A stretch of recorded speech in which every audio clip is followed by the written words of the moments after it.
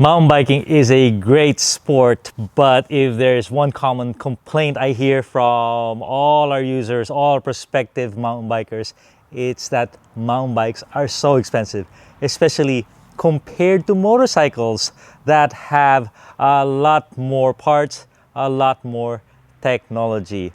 So there is one overwhelming reason I discovered why this is the case.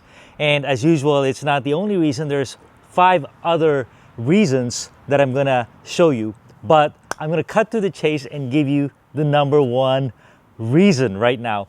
You know what it is? So the number 1 reason why mountain bikes are so expensive is because there are so many different brand components in a high-end mountain bike.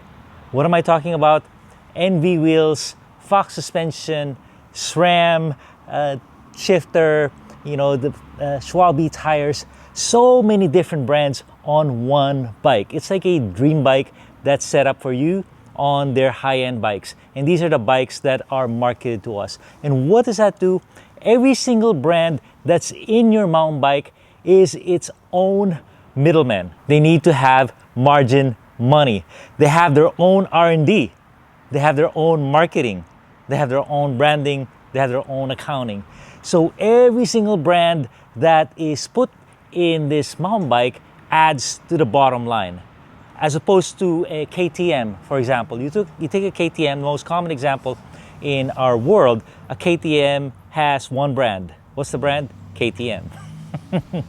So they make money on the motorcycle and then boom, they wash their hands off it. As opposed to a mountain bike where, give some money to SRAM, give some money to Magura brakes, to Maxxis tires. Everyone gets a piece of the action. And like I said, everyone's got their own marketing. They got their own athletes, their own trade show budget. They're all at Sea Otter. So many different hands in your pie, in your mountain bike pie. And really, that is the number 1 reason. It's just so, when you think about it, how much money is involved here, it is the most compelling reason I can ever think of in the last 10 years. Tell me if you agree that this is the number 1 reason or not. The number 2 reason is there's a lot of middlemen. A lot of middlemen in this mountain bike arena, and they all take a cut of the action, okay? So because of the part situation that I told you about, so many components have to be put together and assembled, there is a special middleman in mountain biking called the assembler. And these are big, giant corporations in Taiwan, usually, or maybe India, where they put the parts together and they put the package together. So this was mind-blowing to me when I discovered it, because I go, oh man, so they need some money. They need to get paid for that. And it's fairly unique. You don't see that in the car industry. You don't see that in the motorcycle industry.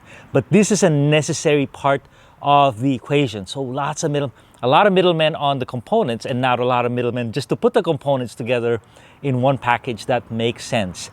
The other middleman is the dealer. So the bike dealer, we're not consumer direct yet. I'm not sure we'll ever be completely, but the bike dealer is a middleman, and they have high costs. There's a lot of rent, high rent to pay, especially here in California. A lot of labor costs. They're hardly making money, even with a high margin. The margin is, 20 to 40% margin. So you're paying that, the 20 to 40%. Compare that to the motorcycle, where the margins are like, 5 to 12%. And why is their margin so small? Because they operate in higher volumes. They have financing. When a motorcycle is purchased, there's financing, and that's where the dealer makes their money. All right, the third reason is a simpler one. It's the subject of volume.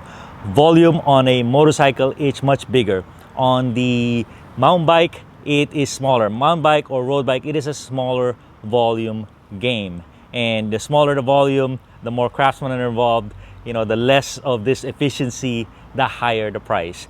In the motorcycle world, it is a global market where they're selling the exact same motorcycle, and that's economies of scale. Very simple to understand, not the predominating factor that most people think, but it is definitely a factor, why mountain bikes are expensive. The number 4 reason is mountain bikes have a high consumer expectation, a high tolerance for money and compared to the motorcycle audience. You know, the classic argument, hey, motorcycle is more a necessary tool for use for commuting. You know, it's the common person. The ones who recreate are the blue collar worker who want a moto, and they finance their $5,000 toy right here or put it on layaway. The mountain bike demographic is richer. Doctor, lawyer, dentist, engineer is the typical demographic for the mountain bike. So it's definitely a higher demographic. But we have been programmed to seek the higher end, to tolerate the lofty prices. You know, things like Rafa. Am I wearing Rafa? You know, a $300 jersey. You know, you have a new Fox suspension fork for $2,000 just for a fork. The derailleur, the SRAM XX, I just found out. I was trying to replace mine because it kind of got messed up. It turns out it's $750 for a derailleur. So we have been programmed to pay the high prices, to seek the high end, because it's not just a tool for commuting. It is a niche market, a boutique market that actually elevates our status, how we think of ourselves. In short, the mountain bike prices are higher because we let them charge these prices to us, and we buy them. The next reason is technology on mountain bikes and road bikes, especially on the high end, is an evolving machine.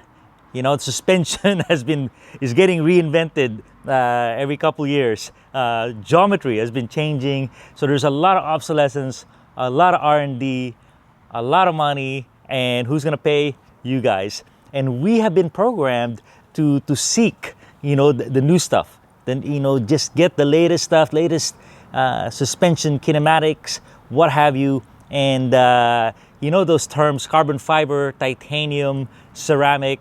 We all dig them, right? You know, we'll pay premium for those things. And for some reason, one reason or another, part of our roots is we have been programmed to chase weight. You know, no, you don't want a 50-pound e-bike. You want a 48-pound e-bike, even though it is irrelevant, and you're gonna pay an extra $3,000 to $5,000 for those few pounds of weight savings. And the sixth reason, there's a lot more reasons. We can belabor this subject to no end, but the number 6 reason I'll give you is there are so many SKUs in mountain bikes and road bikes. In a motorcycle, you get this motorcycle, make 1 million of them, sell them. How many sizes? 1 size. In the mountain bike, there's 6 sizes of mountain bikes. There's so many permutations. So how many colors you want? They're gonna be like 12 colors, 2 in each size. And then what about build kits? Oh yeah, let's have a SLX, XD, XX1. Oh, we should get some SRAM too. We should have different fork options. So every little permutation is a SKU. SKU is inventory, is money. It's money to design them. You need a different layup of carbon fiber on a different size, so it'll feel the same as the big size. It's like, so we've created our own mess by creating so many SKUs, really adding to the price. The economies of scale is not working, but there's a lot of R&D, inventory, packaging, and marketing of all these different permutations that we have kind of made necessary for mountain biking.